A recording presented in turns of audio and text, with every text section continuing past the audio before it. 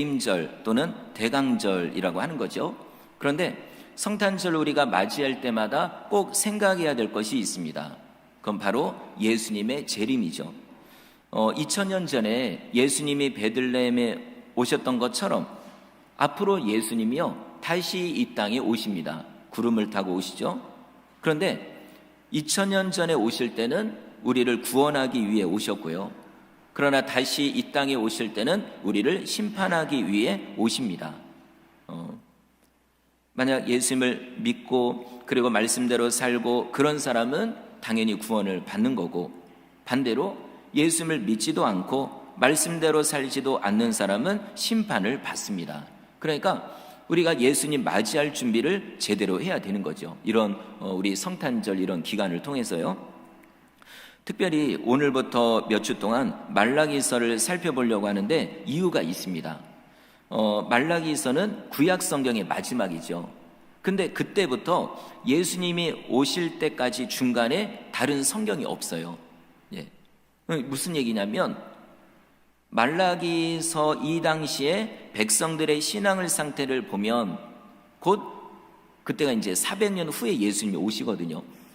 그러니까 말라기 때의 백성들의 신앙의 상태가 예수님 오실 때의 신앙의 상태와 똑같다는 얘기입니다. 실제로 그래요. 성경을 보니까요. 근데 보면 이왕이면 백성들의 신앙의 상태가 좋았으면 얼마나 좋을까요? 근데 전혀 좋지를 않았습니다. 예수님 맞이할 준비를 한 사람이 거의 없어요. 신앙이 좋지 않으니까 당연히 메시아, 예수님 전혀 준비를 안 하고 있었죠. 심지어 헤롯 왕은 예수님, 그리고 아기 예수님이 탄생했다 이 얘기를 듣고요 죽이려고 달려듭니다. 나중에 못 죽이니까 예수님 그 나이대를 계산해 가지고 그 나이대의 어린아이들을 군인을 보내서 다 죽인 거죠. 이런 일을 해요. 예수님을 맞이한 게 아니라 막 죽이고, 그리고 예수님이 이제 본격적인 사역을 하실 때도요 특히 종교 지도자들이 어떻게 보면 그들이 예수님을 더 잘 맞이해야 되는데 오히려 예수님을 핍박하고 괴롭히고 나중에는 십자가에 매달아 죽였습니다. 왜 그럴까요? 준비가 전혀 안 돼 있으니까, 신앙의 상태가 좋지를 않기 때문에 그런 일을 한 거죠. 자, 그래서 오늘 우리가 말라기서를 이렇게 쭉 보면서 그 당시 백성들의 신앙의 상태가 이런 거였구나, 그래서 예수님을 맞이를 못했구나, 이렇게 우리가 배우는 겁니다. 자, 그러면 이 말라기라는 이름이 무엇인지 먼저 말씀을 드릴 텐데, 말라기, 이게 뭘까? 말라기. 자, 그런데 이게요 사람 이름이에요. 선지자의 이름. 우리나라 이름하고는 너무 다르죠. 그런데 이름의 뜻은요 너무나도 좋습니다. 나의 사자, 나의 천사. 그러니까 하나님의 말씀을 전달하는 전달자, 메신저라는 그런 뜻이에요. 감사하게도 말라기 선지자가 자기 이름 그대로요 하나님의 말씀을 있는 그대로 전달을 했습니다. 아주 잘했어요. 근데 이게 그게 어려운가? 그냥 목사님으로 말하면 그냥 설교하는 게 어려운가? 근데 그 당시에는요 아주 어려웠어요. 왜냐면은 하나님이 주시는 말씀이요 칭찬의 말씀, 위로의 말씀, 축복의 말씀, 이것보다도 책망의 말씀, 경고의 말씀, 이런 어떤 혼내는 말씀, 이게 훨씬 많았거든요. 그러니까 이걸 있는 그대로 전달한다는 건 사실 쉬운 일이 아니에요. 잘못하면 말씀 전하다가 죽을 수도 있거든요. 그래도 감사한 건 말라기 선지자가요 하나님의 말씀을 있는 그대로 전달합니다. 근데 금방 말씀드린 것처럼 내용이요 다 책망의 말씀 대부분 그런 거예요. 그러면 이게 하나님이 기분이 나빠서 그럴까요? 아닙니다. 백성들의 신앙의 상태가 안 좋으니까 어쩔 수 없는 거예요. 백성들의 신앙의 상태가 좋고 그러면 당연히 하나님이 축복의 말씀을 하시겠죠.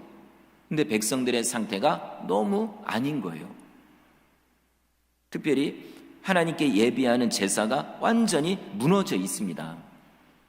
하나님을 온전히 예배를 하지를 못해요. 그러니까 여러분 이런 상태니까 당연히 400년 후에 예수님이 오셨을 때 예수님을 맞이를 못한 거죠. 자, 마태복음 21장에 보면 예수님이 성전에 들어가셔서 그 안에 있는 장사하는 사람들의 상을요 완전히 뒤집어 엎어버려요. 왜 그러냐면 성전의 본래의 의미를 다 잃어버렸거든요. 원래 성전은 하나님을 예배하는 곳입니다. 마음을 다해서 정성을 다해서 기도도 하고 마음도 드리고 하는 거거든요. 그런데요 예수님 때 보니까 완전 이건 성전이 아닙니다. 장사하는 사람들이 안에 들어와 가지고 거기서 막 거래를 하면서 싸우고 막 그러고 있거든요. 물론 멀리서 오는 사람들은 양을 가지고 오다 보면 양이 다치면 안 되니까 그러니까 돈을 가지고 와요. 그래서 성전에서 그걸 바꾸고 하는 거 그것까지는 괜찮거든요. 근데 이게요 특히 제사장들이 문제입니다. 제사장들이요 장사하는 사람들을 더 많이 드리려고 그러면 수수료를 많이 받잖아요. 그래가지고 완전 미어 터지듯이 그렇게까지 하니까 그러니까 예수님이 딱 성전에 와서 딱 보니까 느낌이 이건 더 이상 성전이 아닙니다. 완전히 도둑의 소굴인 거예요. 백성들도 그렇고 그리고 제사장들도 그렇고 그래서 다 뒤집어 엎었거든요. 그런데 알고 보니까 그게요 예수님 때만 그런 게 아니라 이미 400년 전에 우리가 오늘 보고 있는 말라기 때 이미 그러고 있었던 거예요. 그게 400년 동안 계속 그러고 있었던 겁니다.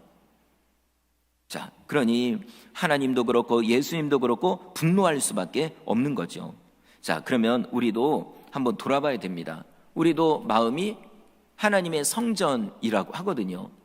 그러면은 예수님이 우리 마음을 보실 때 정말 온전한 예배를 드리는구나 정성으로 드리는구나 라고 하실지 아니면요 성전에 가서 다 뒤집어 엎으신 것처럼 우리의 마음을 보시고 혼내실지 화내실지 이거를 우리가 돌아봐야 되는 거예요.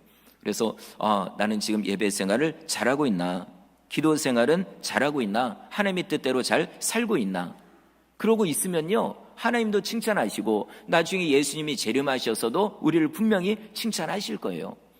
그러나 내 마음의 성전이 영 온전하지 못하고 그런다고 하면은 예수님 오셔서 칭찬이 아니라 책망을 할 수밖에 없는 거죠. 자, 그러면 이제 좀 더 구체적으로 하나님이 오늘 뭐라고 말씀하는지 우리 6절부터 읽겠습니다. 자, 6절 읽겠습니다. 시작. 제사장들아 나 만군의 여호와가 너희에게 이르기를 아들은 그 아버지를 종은 그 주인을 공경하나니 내가 아버지일진데 나를 공경함이 어디 있느냐 내가 주인일진데 나를 두려워함이 어디 있느냐 하나 너희는 이르기를 우리가 어떻게 주의 이름을 멸시하였나이까 하는도다. 일단 오늘 말씀의 대상은 제사장들입니다. 제사를 집례하는 아주 중요한 사람들. 그런데 오늘 본문을 보니까 문제가 있는 거예요. 그들에게. 어떤 문제인가 봤더니 6절 중간입니다. 아들은 그 아버지를 종은 그 주인을 공경하나니 내가 아버지일진데 나를 공경함이 어디 있느냐 내가 주인일진데 나를 두려워함이 어디 있느냐. 자, 자식은 부모를 공경하는 게 이게 당연합니다. 왜냐하면 키워주시고 먹여주시고 입혀주시고 했으니까요. 당연히 부모님을 공경하는 게 맞죠. 근데 만약에 어떤 자식이 부모님을 막 멸시하고 무시하고 막 욕을 하고 이러면 어떻게 될까요?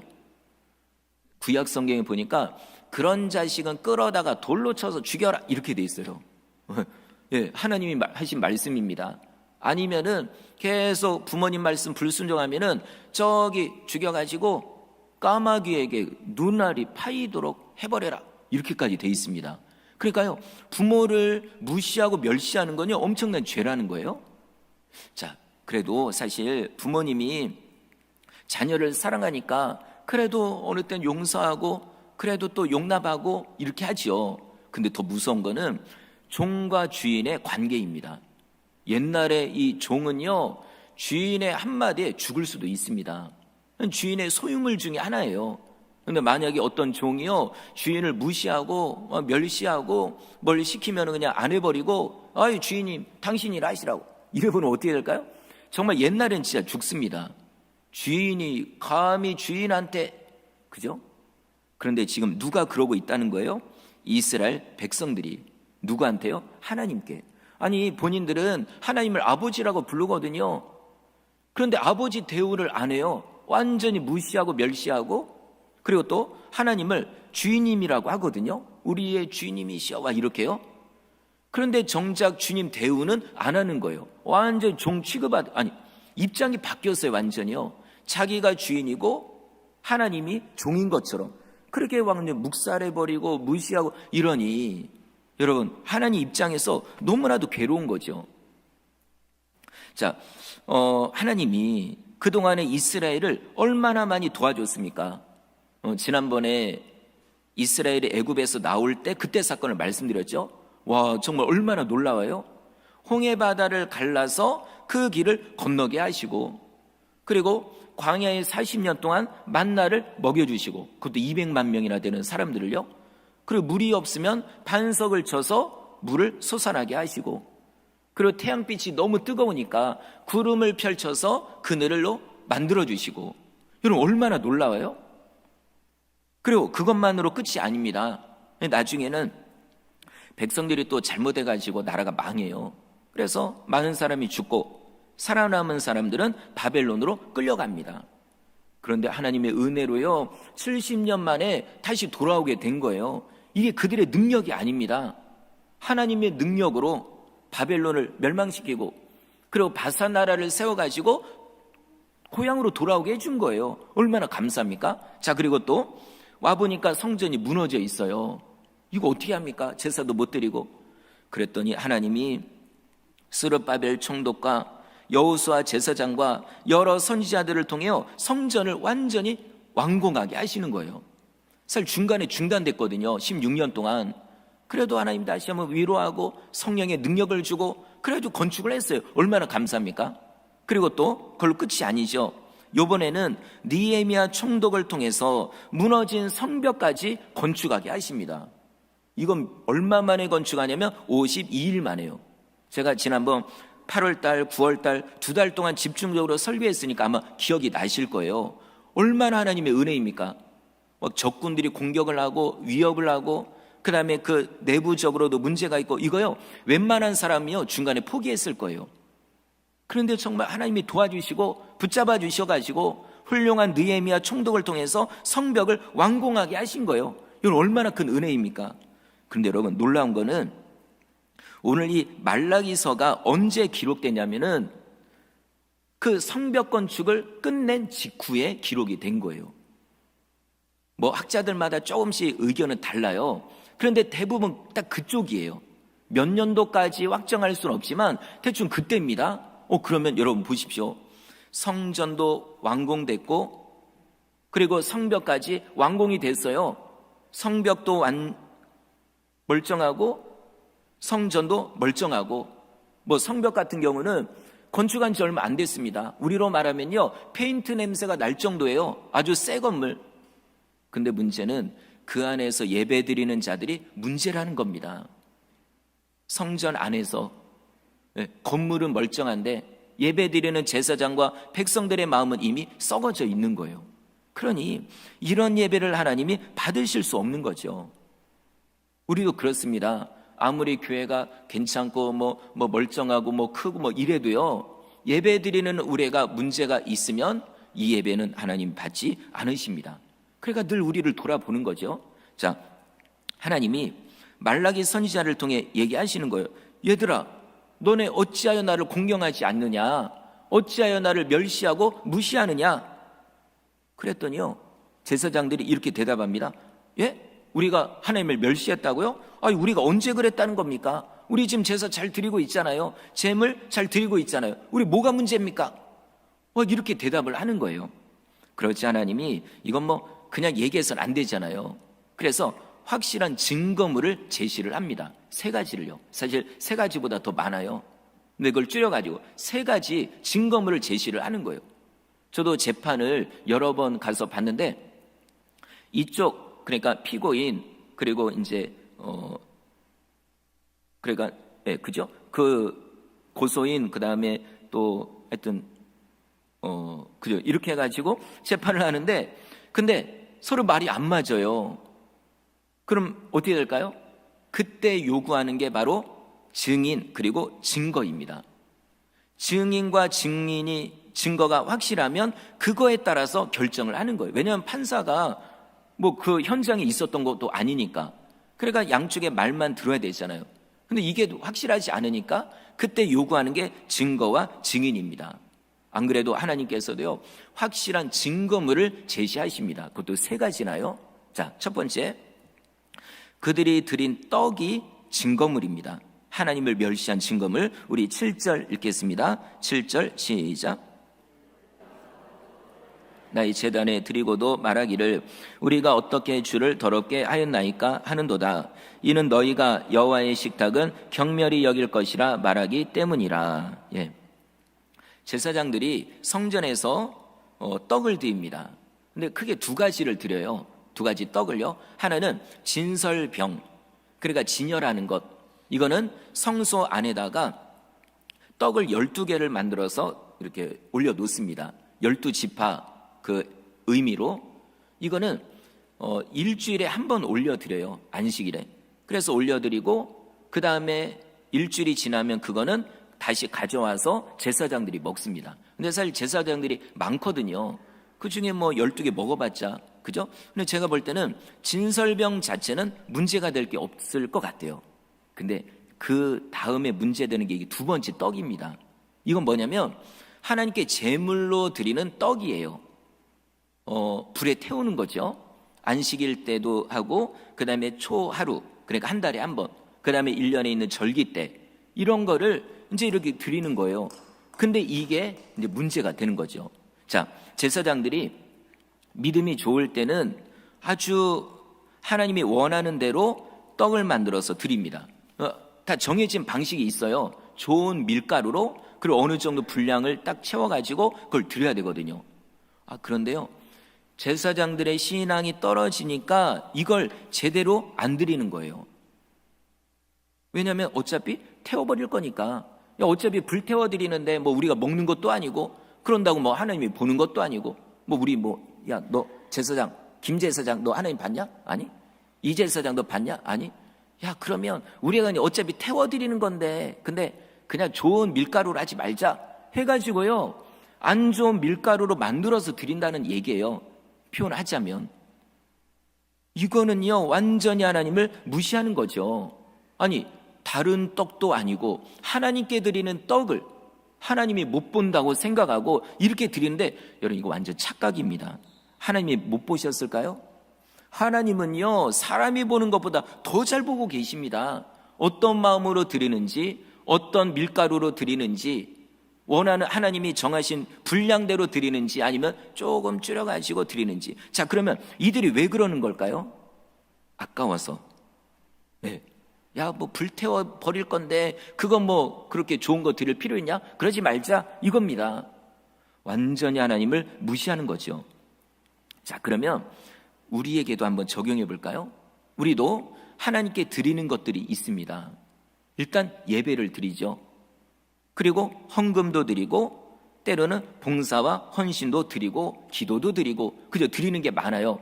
근데요, 이 드리는 게 하나님을 기쁘시게 했을 수도 있지만 반대로 하나님을 화나시게 하실 수도 있다는 겁니다. 그러면 하나님이 언제 기뻐하실까요? 내 마음을 드리고 정성을 드리고 정말 없는 시간을 쪼개서라도 우리가 예배를 드리고, 헌금 정말 없는 가운데서도요, 온전히 하나님께 드리고, 이건요, 하나님이 기쁘게 받으십니다. 그리고 그런 사람에게 복을 내려주시는 거죠. 당연히 드리는 것에도 하나님이 기뻐하셔서 복을 주시는 겁니다.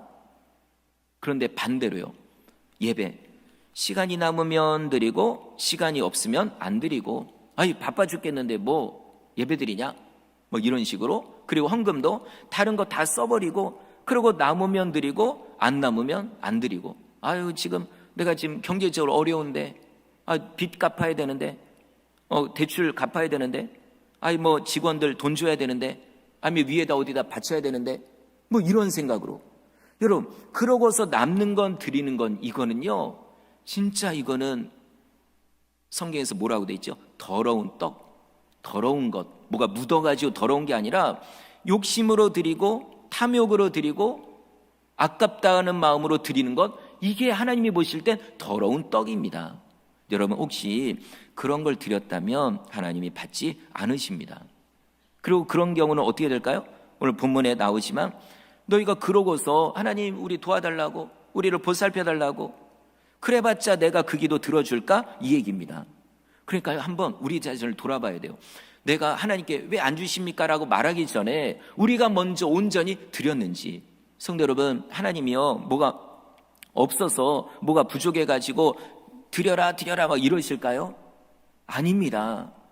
우리가 예배 드리지 않아도 하나님의 천지 만물을 통해 예배 받으실 수 있습니다. 우리가 요한계시로 보시면은요, 이미 저 하늘나라에서는요, 내 생물, 그냥 일반적인 생물이 아니고 내 생물 24장로, 그 다음에 천군 천사를 통해 이미 영광을 받고 계시거든요. 우리가 뭐 안 드리면 어떻게 되고? 아닙니다. 그럼 왜 우리 보고 예배를 드리라고 할까요? 우리와의 관계를 때문에 그런 거예요. 자녀들이 부모를 기쁘게 할 때 부모가 기뻐하는 것처럼 그런 걸 원해가지고 예배드리라 하는 거고, 뭐 하나님이 돈이 없어가지고 우리 보고 드려라고 할까요? 아닙니다. 하나님은요, 천지 만물이 하나님의 것입니다. 그리고 우리가 드리면 하나님이 더 많은 것으로 주시거든요. 우리 마음을 원하실 뿐이에요. 근데 이런 게 아깝다고, 봉사 헌신하는 것도 아깝다고, 예배 드리는 것도 시간이 아깝다고, 그것이 바로 하나님을 멸시하는 증거물입니다. 그 다음 두 번째 증거물은 그들이 드린 희생 제물이 증거물입니다. 우리 8절 읽겠습니다. 8절 시작. 너희가 눈먼 희생 제물을 바치는 것이 어찌 악하지 아니하며 저는 것 병든 것을 드리는 것이 어찌 악하지 아니하냐. 이제 그것을 너희 총독에게 드려보라. 그가 너를 기뻐하겠으며 너를 받아주겠느냐. 예, 정말 하나님이요 솔직하게 얘기하시는 거예요. 진짜로. 예, 뭐 직접 얘기해봤자 백성들이 영적으로 귀가 닫혀져 있으니까 못 듣잖아요. 그러니까 말라기 선지자를 통해 대신해서 얘기하는 겁니다. 예, 야 너네가 눈먼 희생 제물, 병든 것 이런 거 드리는 게 맞냐 이게? 자, 이스라엘 백성들은 하나님께 제사 드릴 때 온전한 걸로 드려야 돼요. 양도 딱 몇 년짜리, 그 다음에 또 흠이 있으면 안 되고 어디 절거나 아니면 병들었거나 이런 것도 안 됩니다. 가장 좋은 것 이걸 드려야 돼요. 왜냐하면 여러분 하나님께 받은 은혜가 얼마나 많은데요. 양도 하나님이 주신 겁니다. 그 중에 일부만 드리라고 하는데 여러분 이게 뭐가 문제가 되나요? 아니거든요. 온전히 드려야 됩니다. 근데 실제로는 백성들, 특히 제사장들이 뭘 드립니까? 병들고 약하고 흠이 있고 값어치가 떨어지고 싼 거. 이게요 백성들이 어떤 회개하기 위해 어떤 또 서원한 게 있어서 그래서 양을 가지고 오잖아요. 제사장들이 딱 봐가지고 A급이네, 특급이네. 그럼 이거를 빼돌려요. 그리고 병든 거 이런 거요 그걸 드리는 거예요. 어차피 불태워버리니까 야 뭐 하나님이 보냐? 야 이 안에는 여러분 그 안에는 아무도 못 들어옵니다. 제사장들 본인들이 다 그러고 있는 거예요. 그러니까 야 뭐 하나님이 보냐? 야 불태워버리면 다 죄밖에 안 남는데 이런 식으로 하는 겁니다. 이거를 하나님이 보고 계셨다는 거죠. 그래서요 얼마나 하나님이 괴로운지 여러분 한번 생각해 보시죠. 집에 냄비를 태워버렸어요. 가끔 그럴 때 있잖아요. 그죠? 불날 뻔한 불이 냄비가 타버리면 냄새가요 얼마나 독합니까? 근데 그거를 하나님이 계속 맡으셨다고 해보세요. 얼마나 하나님 괴로웠을까요? 이게 몇 년 동안요? 400년 동안 예수님 오실 때까지. 그러니까 하나님이요 어떤 진노를 했다 진짜로 그러면요 참고 몇백 년을 참다가 그렇게 하신 겁니다. 그러니까 하나님 보고 뭐라고 할 수가 없어요. 자, 병든 것, 흠 있는 것 이런 걸 드립니다. 그랬더니 하나님이 뭐라고 하시냐면 8절 뒷부분 야 이제 그걸 너희 총독에게 드려봐라. 그거 너를 기뻐하겠느냐? 너를 받아주겠느냐? 이거예요. 그 당시 총독이라고 하면은 물론 딱 그 사람일지 모르겠지만 느헤미야 총독이잖아요. 그죠?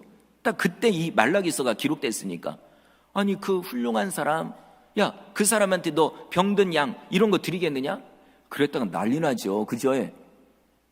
하물며 느헤미야 총독보다 그 어떤 총독보다 위대하신 하나님께 예물을 드리는데 그런 형편없는 거 드리면 그 내가 받겠느냐? 이겁니다.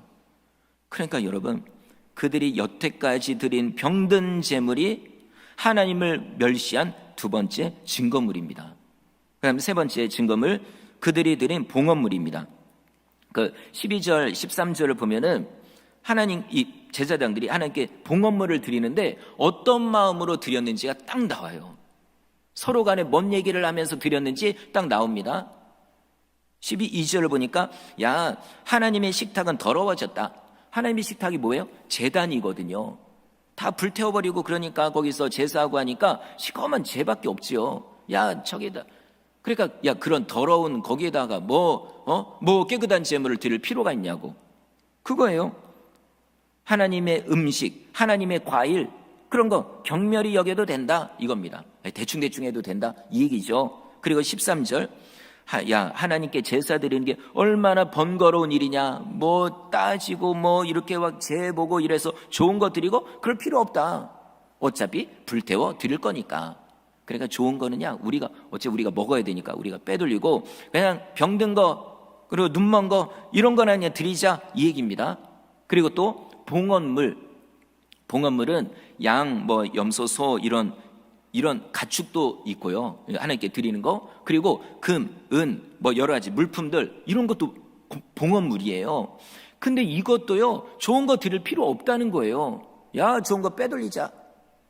하나님께는 하찮은 것, 안 좋은 것, 값어치 떨어지는 걸 드리자 이겁니다. 여러분, 이게 진짜 이럴 수 있을까? 근데 진짜 그랬다는 얘기예요. 지금 뭐 하나님이 장난하시는 걸까요? 아닙니다. 실제로 그러고 있다는 거예요. 자, 그러면 그때 사람들 왜 그랬을까? 참 너무 심했다.